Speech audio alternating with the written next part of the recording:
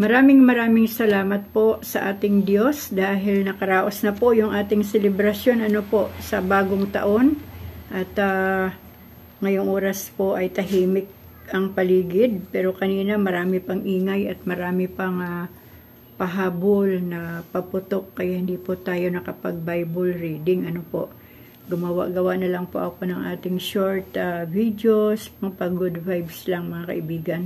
Para meron lang po tayong mai-upload para makita po ni YouTube na tayo ay consistent sa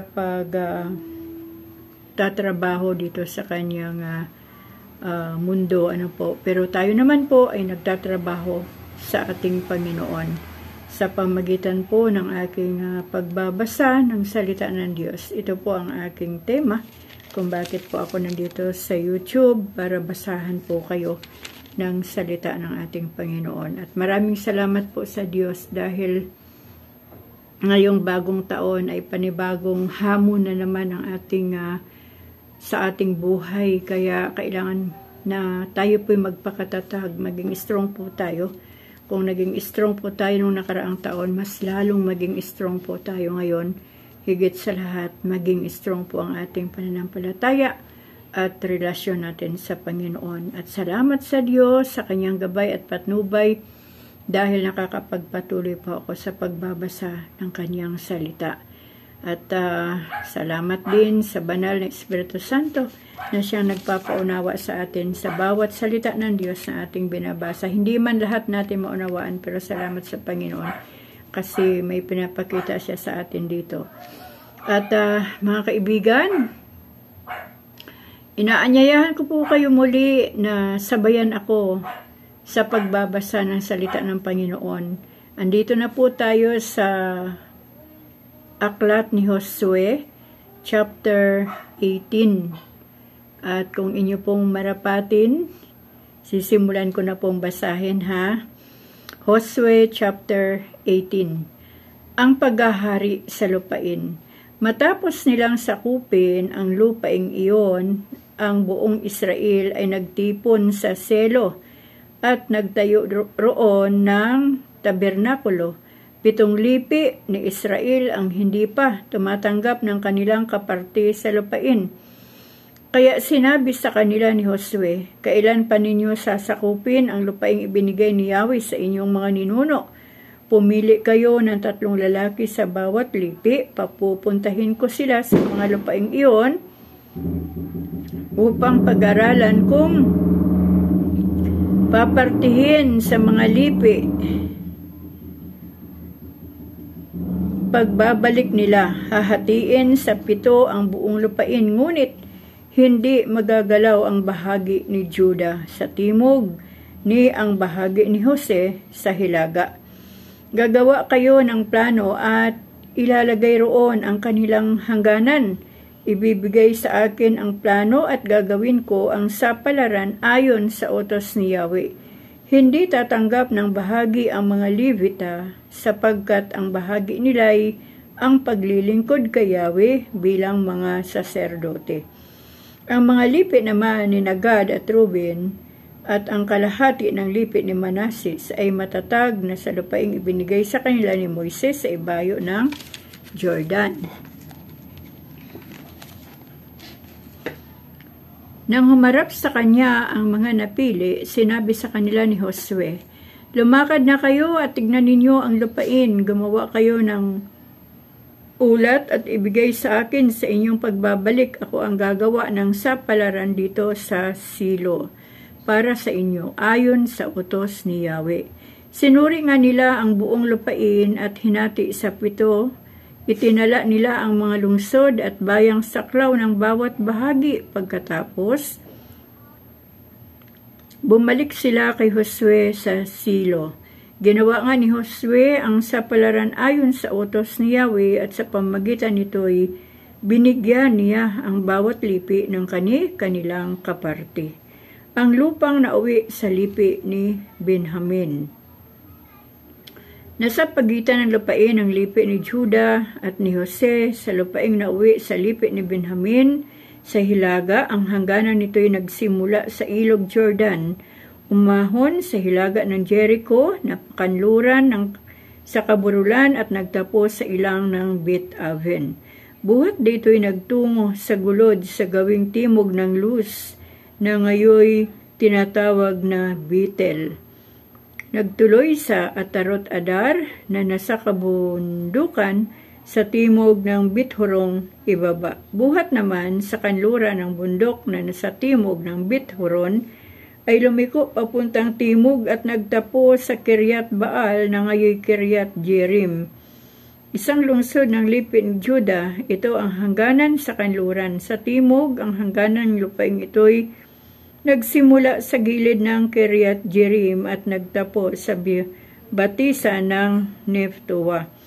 Lumusong na patungo sa paanan ng bundok na nasa silangan ng lambak ng Hinnom at hilaga ng lambak ng Rephaim. Tinambak ang lambak ni Hinnom na nasa timog ng bundok ng Hibusyo at nagtuloy sa En-Rohel. Buhat dito'y lumusong na pahilaga patungo sa En-Semes, nagtuloy ng Gililot at nasa tapat ng tawiran ng Adumim. At lumusong sa bato ni Buhan na anak ni Ruben, dumaan sa hilagang gulod sa bundok o hilagang gulod ng bundok ng Bet Araba at lumusong sa Araba, dumaan sa hilaga ng bundok ng Bet Hogla at nagtapo sa pinagtagpuan ng dagat na patay at ng ilog Jordan. Ito ang hangganan sa timog.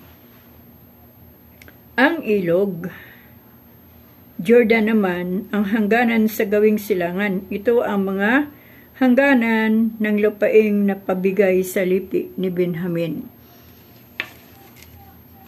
Ito ang talaan ng mga lungsod na nauwi sa lipi ni Benjamin: Jericho, Bet Hogla at Emek Kasis, Bet Araba, Simaraim at Betel, Avim, Para at Ofra, Kifar Haamoni, Ofni at Giva. 12 lungsod kasama ang kanilang mga saklaw na bayan: Gabaon, Rama at Birut, Mispa, Sifera at Muza, Rekem, Erpil at Tarala, Zela, Elif at Jebus.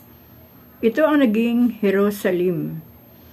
Gibit at Kiryat Jearim, 14 na lungsod kasama ang kanilang mga saklaw na bayan. Ito ang bahagi ni Benjamin ayon sa kanilang mga angkan. 7 minutes pa lang mga kaibigan, kaya ituloy po natin ang chapter 19. Ito naman po, ang title nito, ang bahagi ng lipi ni Simeon. Josue chapter 19. Pangalawang lumabas sa sapalaran ang bahagi ng lipi ni Simeon. Nasa gitna ng lupain ng Juda, ang lupain na pabigay sa kanila, saklaw nito ang Beersheba, Seba at Mulada, Hazar Zoal, Bala at Isim, Eltulad, Bitol at Horma, Silag, Bet Makabot at Hazar Susa, Bet Libaot at Seruhin. 13 lungsod at bayan ang sakop nila. Kasama rin ang 4 na lungsod ng Ayin, Rimon, Iter at Asan at ang mga bayang sakop nito. Saklaw pa rin ang mga bayan sa paligid hanggang Baal, Beer o Rama ng Nigib. Iyan ang lupaing napunta sa lipi ni Simeon bilang bahagi nila. Kapiraso lamang ito ng lupain ni Juda sapagkat ang lipi ni Juda ay tumanggap ng higit sa kanilang kinakailangan. Ito ang dahilan kung bakit ang bahagi ng lipi ni Simeon ay nasa gitna ng lupain ni Juda. Ang bahagi ng lipi ni Zabulon, pangatlong lumabas sa sapalaran ang bahagi ng lipi ni Zabulon. Ang lupaing napunta sa kanila ay abot sa Sarid, buhat dito ang kanyang hanggan ay umahong pakanluran patungo sa Marala. Nagtuloy sa Dabiset at sa batisang nasa silangan ng Jokneam. Buhat din sa Sarid, ang hanggan ay pumasilangan hanggang sa Kislot Tabor, lumabas na patungong Dibirat at umahon sa Japhia. Buhat doon, nagpatuloy sa Uwat Hefir nagdaan ng Etkasin, lumabas sa Rimon, at lumikong patungo sa Nia. Sa hilaga naman, ang hangganay lumikong patungo sa Hanaton at nagtapos sa lambak ng Jiftiel. Ito ang mga lungsod ng Sabulon, Katat, Nahalal, Simron, Idala, Bethlehem, 12 lungsod kasama ang mga bayan na kanilang saklaw. Ang mga lungsod na ito at ang mga bayang sakop nila ang napupunta sa lipi ni Sabulon. Ang bahagi ng lipi ni Isakar. Nauwi sa lipi ni Isakar ang pang-apat na bahagi.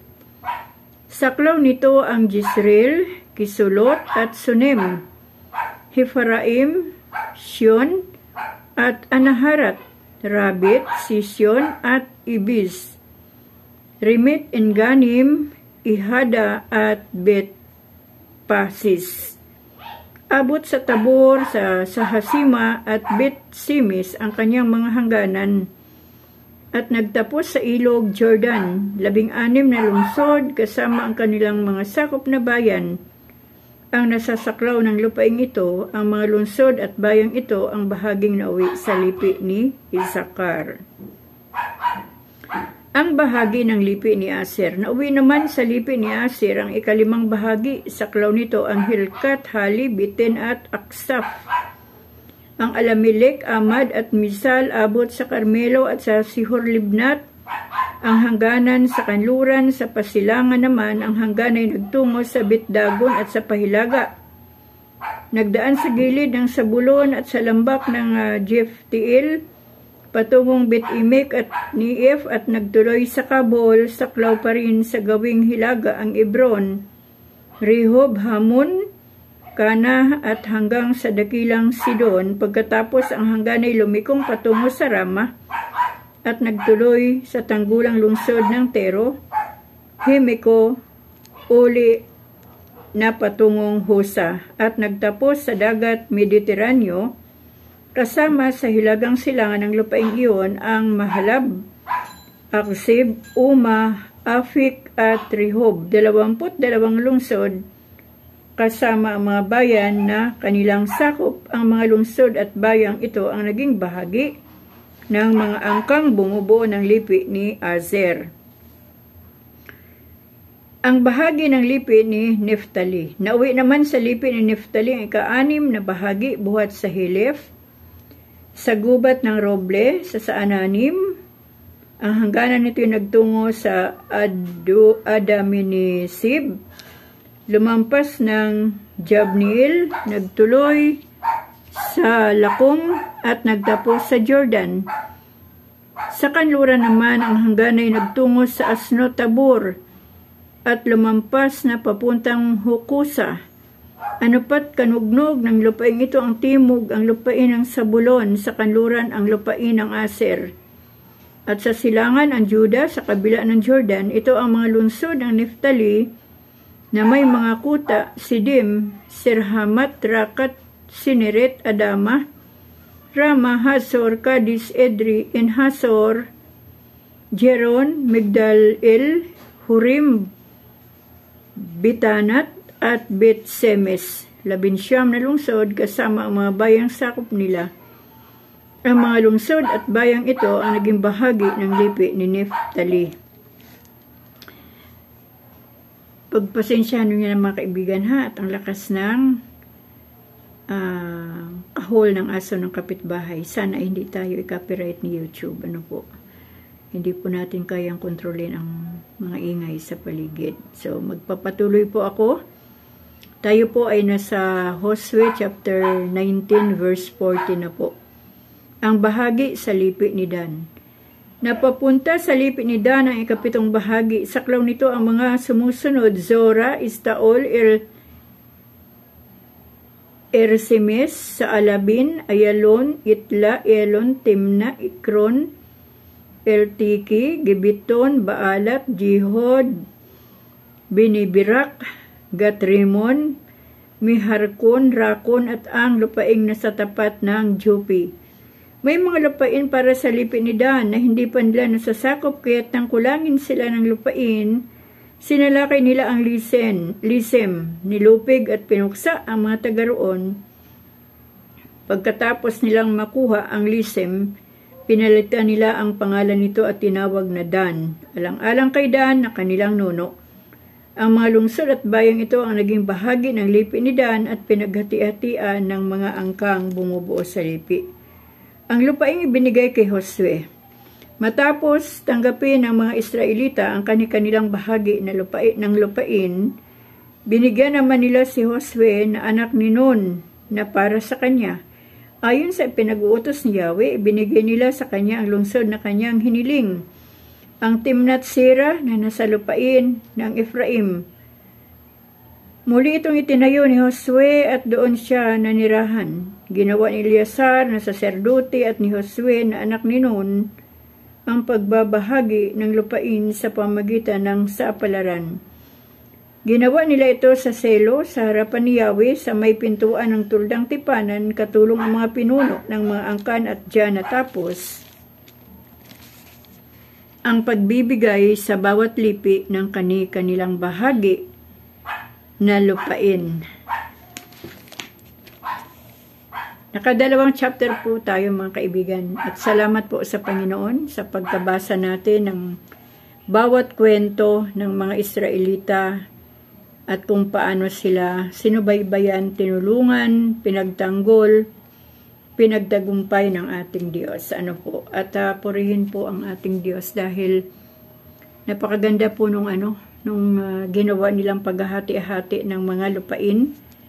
At kapag may nagre-request, gaya po nung magkakapatid na puro babae, ay binigyan pa rin po sila. Depende na po yan kung ikaw ay aapila, basta ikaw ay nasa loob ng angkan, ulahi, at wala ka, at yung iba ay mga meron, pwede rin po pala na umapila sa mga namumuno para po ating makuha. At sa panahon naman natin, may mga sitwasyon po na, kunyari, meron po mga kapatid sa labas, kunyari, sa tatay o sa nanay, lagi pong sinasabi ng mga tao noon na walang kabahagi yan kasi anak sa labas, kumbaga. Pero sinasabi naman ng ating batas na meron. Kaya lang, hindi kagaya nung bahagi ng mga legal mga legal na anak, yung mga legitimate na mga anak ng isang tatay, Pero, pagdating po sa spiritual na pamumuhay, ang Diyos natin ay hindi talaga nagtatangi. Sa maraming bagay, ang Diyos ay fair palagi. Minsan nga, higit pa sa ating inaasahan ang binibigay ng ating Panginoon. Alam niyo po, itong binabasa ko ngayon na mga lipi o angka ng mga Israelita ay maganda yung sapalaran. Yan, yung tinuro ni Yahweh, sapalaran. Kung sino ang mabunot para ito kay ganito. Kung sino ang mabunot, ito naman ay para doon. Wala pong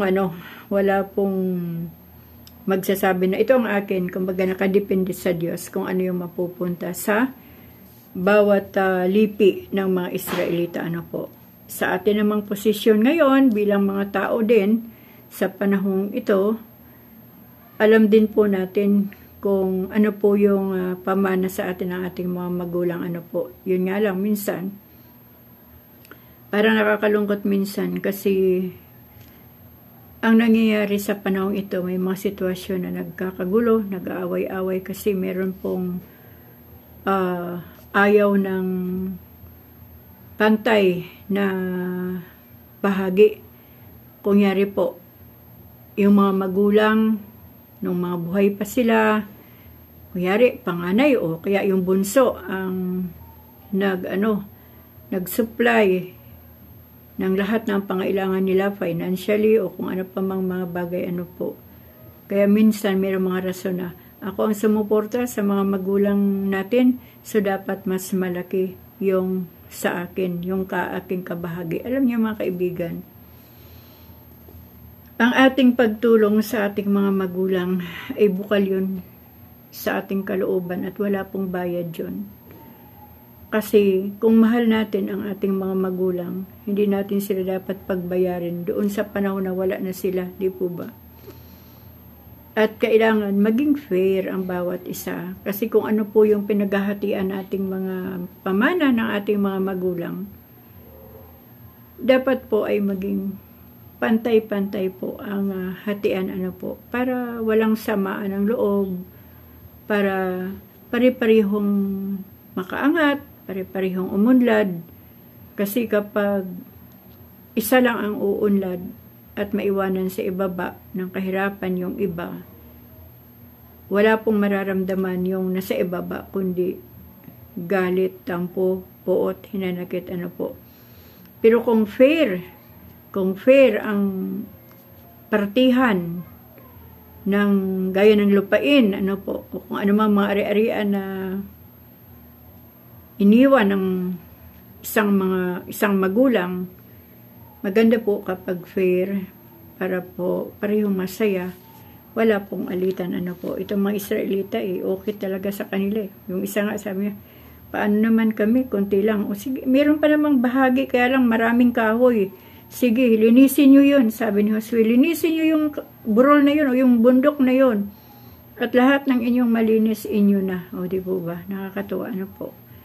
Walang sinabi si Josue, pambihira ka naman, binigyan ka na nga, nagre-reklamo ka pa. Kundi, hanggat merong natitira para maibsan yung nararamdaman na damdamin ng ibang Israelita, ay binigay pa rin ni Jose yung mga bahagi na pwede pa rin silang tumira doon.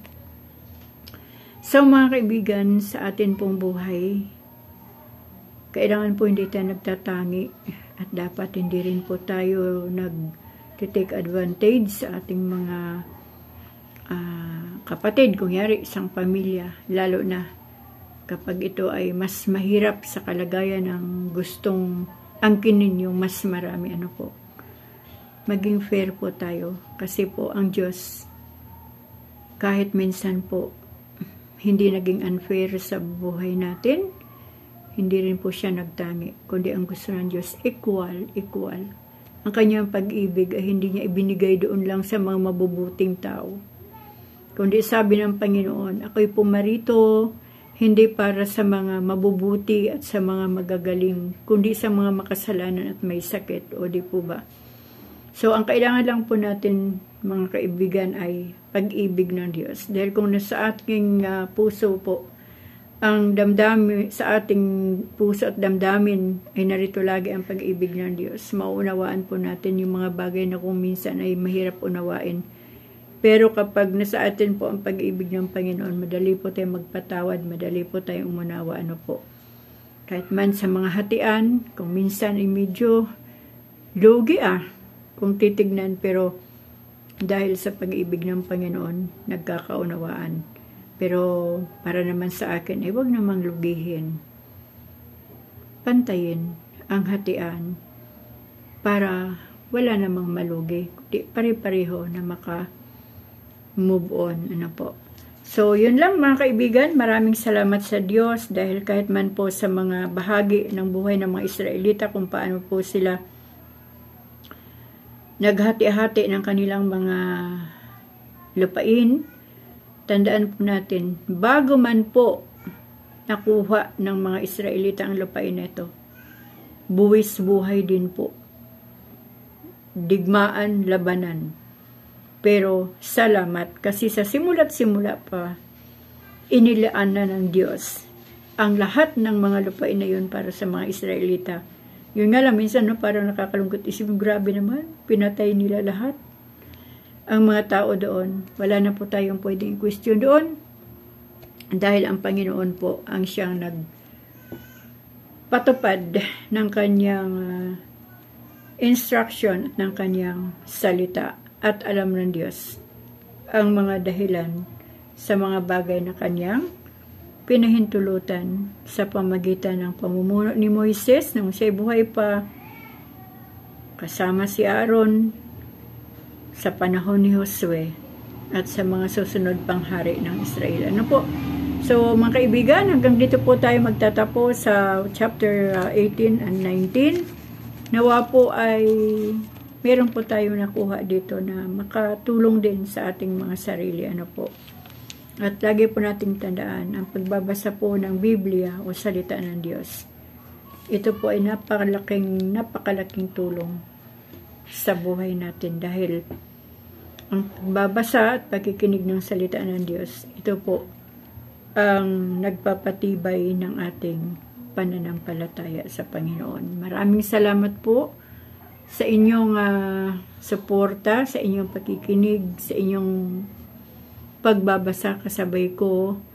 Salamat sa Diyos sa inyong mga buhay. At ngayong bagong taon, wala pa rin po akong ibang dalangin sa inyo na aking mga subscribers at sa lahat pa ng makikinig pa at magsusubscribe pa, kundi ang pagpalain kayo ng ating Panginoon, hindi lamang sa mga material na bagay, kundi higit sa lahat sa espiritual na mga bagay upang tayong lahat ay maging maayos ang ating uri ng pamumuhay sa harapan ng Panginoon, upang sa ganon, kapag ito po ay tama, anytime na dumating ang ating Diyos, tayo po ay nakahanda.